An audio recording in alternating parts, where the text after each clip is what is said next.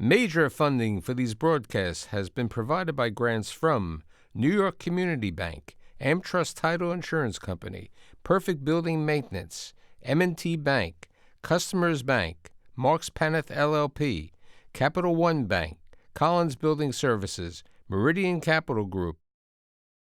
Additional support has been provided by grants from AKA Hotel Residences Corman Communities, Ariel Property Advisors, Amerant Bank, Bank of America Merrill Lynch, Briarwood Organization, Chase Commercial Mortgage Lending, Chase Commercial Term Lending, Citizens Bank, Dime Community Bank, Douglaston Development Levine Builders, Flushing Bank, Friedman LLP, Handro Properties LLC, Handler Real Estate Organization, Hodges Ward Elliott INC, Investors Bank, James D. Kuhn Real Estate Institute at Syracuse University, John Casamatides Red Apple Group, Keysight Capital Partners, Matone Group, New Banks, Newmark Knight Frank, Ocean First Bank, Optimum Window Manufacturing Corp., People's United Bank, Rockefeller Group, Rosewood Realty Services, Stonehenge NYC, SVN CPEX Real Estate Services, Tierra CRG, the Meringer Family Foundation,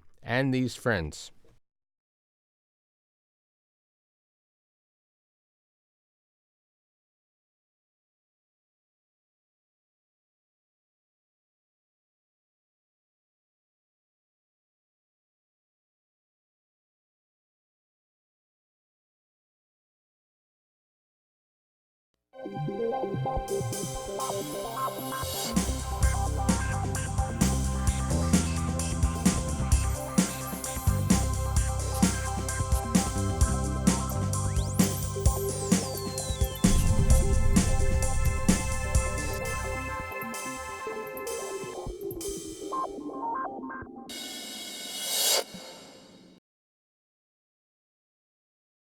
It's about 25 miles away by train, but it's a place that people will live, work, shop, and visit. It's Westchester. So today I've assembled these two developer owners and the banker who gives away money for development of what's happening in Westchester. My guests include Robert Wise, who's the founder and chairman and CEO of the RPW Group, Matt Gutakis, who is the administrative vice president, commercial real estate for M&T Bank, and last but not least, the CEO of National Resources, Joe Cotter. So you've been in Westchester for what, 35 years? 35 years. Joe? Probably 30. 10. 10. Okay, so what's happening over there in 2019? We have been seeing a significant amount of development taking place in Westchester. What do you attribute the change? Well, frankly, Westchester is an interesting story because it's one of those few situations where government can be helpful and can make a difference. And the reason why I say that is because in Westchester, you couldn't build an apartment house unless you were downtown in some of the cities. So everything was single-family homes, older population, families. And as a result of that, companies couldn't find younger employees because the staff had to commute long distances to be able to get to work. In the last 10 to 15 years, the different towns have changed the zoning. And now they allowed multifamily homes in locations where it was only industrial or mostly office space. As a result of that, a lot of the offices have gone away, a lot of buildings have been knocked down. Right, and the major corporations like Pepsi, and others are no longer occupying. Philip Morris. Yeah, Pepsi still occupies. Some of them are still around. New companies have come in. But I think the most important factor is that now we have probably close to 5,000 units being developed in Westchester that are mostly addressed to younger people. And that's what companies are looking for. So from that point of view, there is a dramatic change. At the same time, the zoning changes allowed for retail to come to where only office buildings were allowed. So you have situations like Lifetime Fitness and Wegman coming into a location where there were office buildings before. So not only eliminated the supply of office space, Which help the owners. which develop. help obviously the owners, but also help the residents in the area to have those services that didn't exist before. You've done repositioning. Let's talk about the Otis elevator building, and let's talk about what you're doing right now with Lionsgate. Well, I think to pick up on what Bob says, it's really the renaissance of the cities. So you have Yonkers, New Rochelle, and White Plains, which accounts for most of the growth, I believe, in Westchester. I disagree with Bob. I don't think any of the other municipalities have really been that progressive in terms of allowing zoning. I mean, look, Chappaqua with the Reader's Digest took years. No, exactly, and they're in my opinion hurting themselves because they're not creating opportunities for the millennials and young people to come back to Chappaqua. So as a result, we end up with a very aging population. That being said, some of the cities, and I think the whole idea of local government helping has really been the story, because New Rochelle's done a great job, but Yonkers in particular, the team that Mayor Spano has put together has done a great job in attracting not only residential development, but we've recently attracted Lionsgate Studios, and we're going to build a 100,000 square foot movie and television studio right at the train station in Yonkers. That's sort of transformational for the city, because not only will they come, but the whole ecosystem of the film industry, production, lighting, things like that. So we think it will create anywhere from 200 to 500 jobs within the first 2 years. As a bank, how's M&T look at the Westchester market? I think we're excited about a lot of the evolution of the market as a whole. When I think in terms of when I kind of restarted in this market a few years back and looked at all the breadth of vacant office space everywhere, the real lack of direction in many respects as far as where the different municipalities were going, and now seeing a Wegmans going up, seeing a repurpose of an office building for Montefiore, seeing new housing in areas that really we didn't expect to see it. If you think about 10 years ago, to go along with the inflow of money that goes into places like New Rochelle and Yonkers, we're excited about the direction it's going, and I think a lot of it is cautious optimism, because there are a lot of units that are planned, and obviously it requires absorption in order to satisfy and fulfill financial gain. Okay, a significant portion of the units that are planned are, as we would call them, transit-oriented developments. Agreed. Relatively close to the train, or not that far away, even driving there. Healthcare, we brought up, Montefiore and so on. What has changed over the last 10 years in healthcare in Westchester? Robert, since they're your tenants, some of them. Sure. I think the process really is being consolidated over the past 10 years, but the reality is that people are not moving to Florida for the winter the way they used to, and that is a process that started maybe 20 or 30 years ago. Some people are not going, period, and some people are just going for a week or 2 weeks at a time. So you have an older population that stays in Westchester and lives there permanently. And that's a population that needs medical services the most. Obviously, it's tremendous business, and the demand is there. And Sloan Kettering just built a tremendous facility, spending hundreds of millions of dollars.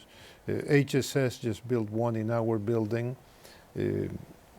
Montefiore is throughout the county, building new facilities, and a brand new children's hospital now with Joe Simone's firm.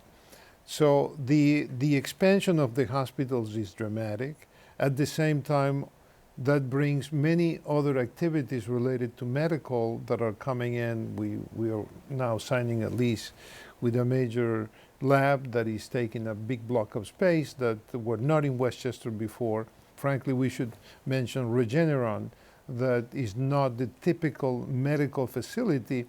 They have 1 million square feet under construction. Right. The life science, bioscience has increased also, specifically in Westchester. Alexandria, I believe, has been looking at it. They came to New York City. They're the large REIT who's in the healthcare market. So that's really helping. And I think as you said, Montefiore is, we brought it up, as the largest employer in Westchester County. New York Pres has their presence over there. HSS has their presence. Northwell has a couple The only one who's not part of the system right now is Mount Sinai and the large hospitals. But they're all there. How do you look at the next level, senior housing? I was just going to follow up on the point that Bob just made, the whole notion of age in place. We see a lot of that in other communities that I'm involved in, Long Island and such, but with new developments, new townhome development in, in purchase for, I guess it's 120 or so, age-restricted townhomes. You see a lot more of that in and around our markets, and I think that to the extent that people are staying, that they are only going to their different places, whether it be Arizona or Florida, whatever, short periods of time. It's more sustainable for having some housing developments in and around our different markets. Let's talk about your residential developments, and I was talking about Otis, and talk about downtown Yonkers. Well, I mean, downtown Yonkers, I think, finally has become institutionalized, right? We have some big players that I think have deep pockets and will certainly make an established residential community. We have RXR with, I believe, 600 units. There was Avalon's there, China Construction's there, Mill Creek is there. So it's finally happened. So the units are up, they're leasing, and they seem to be doing quite well. We have one product called Uno, which is a micro apartment building that has 100 micro apartments, which are between 400 and 500 square feet, but very high ceilings. And that's been very well received. Our biggest demographic renter are the hospital. We have a lot of medical residents, nurses. We have about 50% are medical residents, nurses, and teachers because our rents start about $1,600, and they can make the credit checks. They can live, they can live alone. They don't have to have anyone co-signing, and it's a great environment for them right at the train. Let's talk about the for sale developments. Are there many for sale? Over 55 communities, or just in general, the for sale community? Because one of the biggest problems in Westchester over the time was always the taxes, the real estate taxes. We have one of the largest ones, Hudson Harbor in Tarrytown, where we've sold over $400 million homes over the last 6 years. I think the SALT, the new tax code, hasn't helped because the deductibility has hurt, but our taxes are relatively low compared to the single family. So we still see people gravitating from the larger communities. Our taxes are roughly about $15,000 per million, whereas in places, some of the better suburbs, you mentioned Chappaqua, Bronxville, Rye, they're paying close to $30,000 per million. So I think you'll see that trend where people are trying to get out of these larger houses because the taxes are bringing down their values.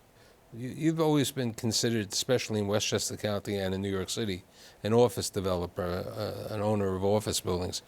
How come you're getting into the residential business? Frankly, a very simple answer to that is my son is in the business now, and he has a lot of new ideas. And that's one of the initiatives that he has taken, that we have excess property in some of the office buildings. Our office buildings are well leased, they are fully operational, so there is no repurposing of an office building, but we do have vacant land. And that's the case of 1133 Westchester Avenue. We have a site with 80 acres. We are cutting 20 acres out of the 80 and building 300 units. And so you were saying earlier that people are commuting to the train station, and the train station is definitely a factor, and the distance. But in this case, they'll be able to, in addition to commute to the train station, they'll be able to work right on site, because across the parking lot is going to be an office building, or it is an office building now, that has close to 2,000 employees, and some of those could live right on site. Which is what I started the show with, saying live, work, shop, and visit. That's it. So are you going to also build some retail? Yeah, we do have a full-size fitness center. We have sundry shops. We have beauty parlors. We have a daycare center. So we have services that will be, we don't have a retail site. We do not have a real focus on retail, but we will have services that will be addressed to the office building as well as to the residential. Okay, with regard to that, let's talk about the retail in Westchester. I mean, Westchester has had some fantastic retailers, top-notch retailers. Retail is hurting a little bit. How do you see the retail market in Westchester?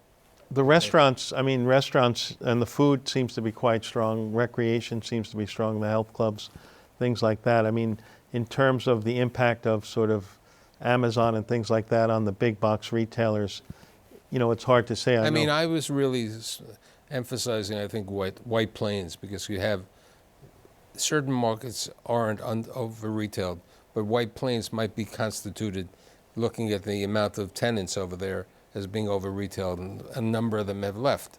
You know, Macy's sold their property up in Nanuet. How do you look at the retail world?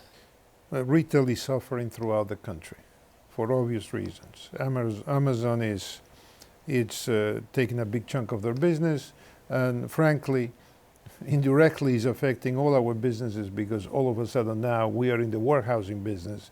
Even though we are in the office market, our needs for storage of what people are buying in Amazon every day becomes a real I mean, factor. some of the new, I don't know what your plans were. I know that in certain new residential developments, in the rentals, there are buildings which are basically locker rooms for Amazon and the other delivery services. That's almost a must now. That's a necessity. Yeah. We have that in some of our buildings. We have a very large rental project in Edgewater, New Jersey, and we had to put about 1,000 square feet for storage, you know, at the reception, the concierge, because they get so many packages daily, not just over the holidays.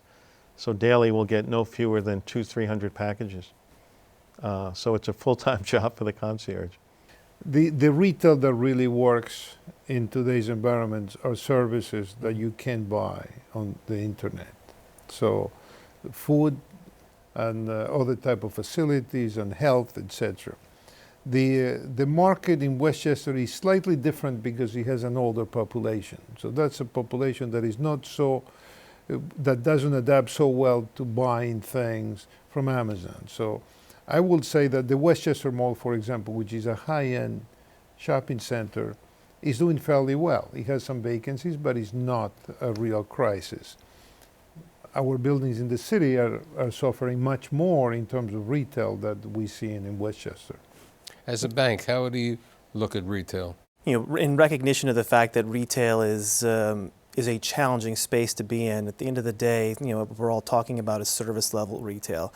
You can't get your nails done at Amazon. You can't buy a sandwich on Amazon. There's certain things that fundamentally you need to have services available to you. I think that infill retail with some, you know, grocery anchored infills is good space for us. Like anything else, I mean, you know, retail's about location as well. But fundamentally, when we're looking at retail, we're looking in terms of what things people need in order to live their daily lives, whether it's to go to a walk-in, get their dry cleaning done, etc. What about industrial? Is any new industrial being developed in Westchester? The demand is tremendous. There is no land and there is no vacancy. I just heard 60 acres of a site. You know, you're taking 20 acres to utilize for residential.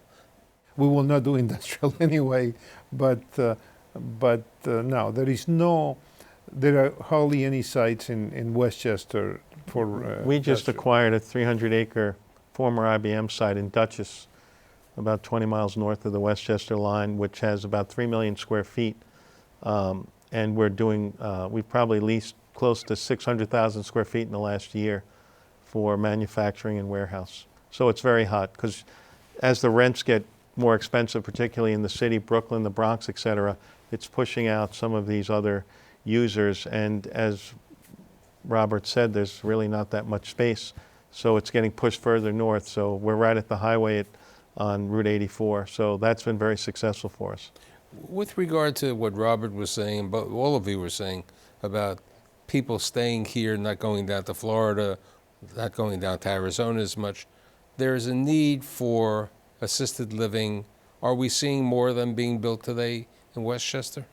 The average age, I understand, for people that enter those assisted livings, like 83 years old. So as we do age, there's a need for more and more. But Westchester, I think, Tarrytown, there's been a number of new facilities that have been built, and we get approached, you know, quite regularly about, you know, doing these continuing care and things like that. But for us, I think the 55 and over, I'm not a big believer in that. I think as we age, particularly the baby boomers, no one wants to be thinking they're in a senior community. Everyone wants to at least delude themselves that we're still young. They want to be close to their kids, their grandchildren. They want to continue to be vibrant. So I don't see a good future in that. And I think the municipalities now have starting to get over this aversion to school children, because our schools are now very short of students. I think you brought up an appropriate comment. If I would do a show on Westchester or Long Island over the past 10 years, the subject was always the school system. Nobody wanted new schools, more taxes. So now we have no children. So God bless, they've won. So here we are. Right. We have a hospice called Westchester with the oldest population, very wealthy. But that's what we've had. So other than the cities. So what are the opportunities for a developer in Westchester today? Is it residential? I've seen some young guys who've gone up into Yonkers. They've tried to readapt certain buildings. So where are the opportunities for a developer or development in Westchester? Definitely residential. For example, Harrison. Harrison has done a magnificent job rezoning, and he's allowing a lot of residential. Rye is the same thing. So it's expanding, and the residential potential is tremendous. In our market, we find that the office market is at the beginning of a new boom, because the inventory has been depleted, buildings have gone away, so there is potential, not for new development, because we have not reached yet replacement cost in sales, but in redevelopment, yes. And we continue buying buildings. We are buying a building in a couple of weeks, and we think that there is tremendous potential in that. And the hotel market seems to be Right, we were talking before room. about the new 400-room, 450-room hotel in New Rochelle. It's the largest new hotel in about 25 years in Westchester. I think the only opportunities truly are the cities. I don't think, I'm not as optimistic about some of the towns. I still don't think they've gotten their heads around what they need to do to attract young people and millennials, and haven't really allowed the amount of multifamily they need to restore their tax base and restore their school systems. They're still not, I think, getting the point. So, but the cities, White Plains, New Rochelle, and Yonkers. Yonkers has a pretty enlightened administration, and I think that's where the opportunities will continue, is in the three cities.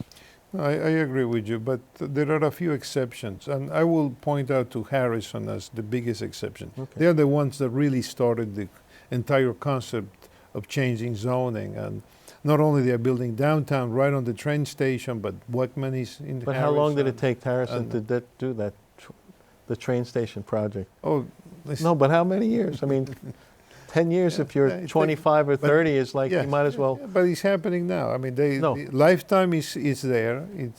That was an office building. Weckman is there. That was an office building. The downtown project has taken them forever, I agree. But listen, it's like the subway in New York City. It took 100 years, but now it's done. So it's one step You're very at a patient, time. Robert. What about the office market in White Plains, the central White Plains? Very hot, extremely hot. I will say the office market now for Class A office buildings is the best it's been since the 70s. With regard to that, every day you pick up a newspaper, we talk about co-working and co-living. How do you see that effect in Westchester? Well, you have two different levels of co-working. And, the WeWork concept and the more traditional concept that there are many companies.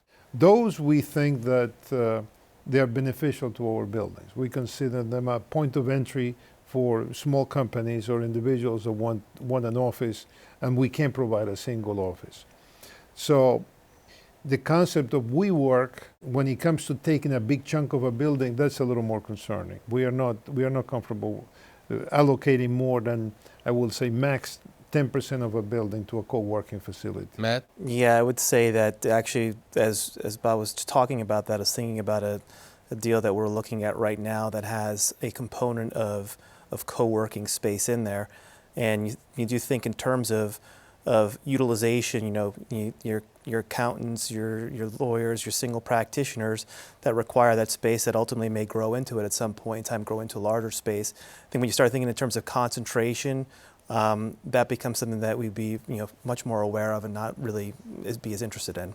Joe? I think they don't really have any credit. I mean, that's really where we're necessarily going as a credit tenant, which is what you guys are looking for. Exactly. But as a feeder and to start, we have a small co-working space in Yonkers, but as a feeder for smaller companies, I think it's great, but to get more than a certain percentage, I don't think necessarily helps. What about co-living? So co-living, I think, still has not been tested because all it takes is one sort of, bad roommate situation or something like that. I mean, in the way the world's going, I think my personal opinion is I think you're going to see a lot more of the smaller independents with common spaces, but I think everyone wants to lock their own door, and have their own private space, but that's my own, their own kitchen or whatever, but that's my own opinion. Robert? I have no experience on that. You're building apartments. Would you allow co-living? Would you? We are not planning that. No. Okay. No, we are building small apartments, a percentage of small apartments, but we are not looking for them.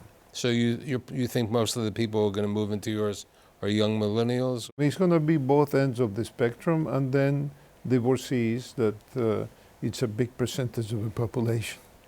So in general, my shiny apple is shiny for the Westchester. I mean, years ago, which you've been on, Robert, Joe's been on, we weren't this positive, but I think the stars are aligned for some possible good things taking place in Westchester. I'd like to thank Robert, Matt, and Joe, and I'll see you next week. Thank you. Thank you.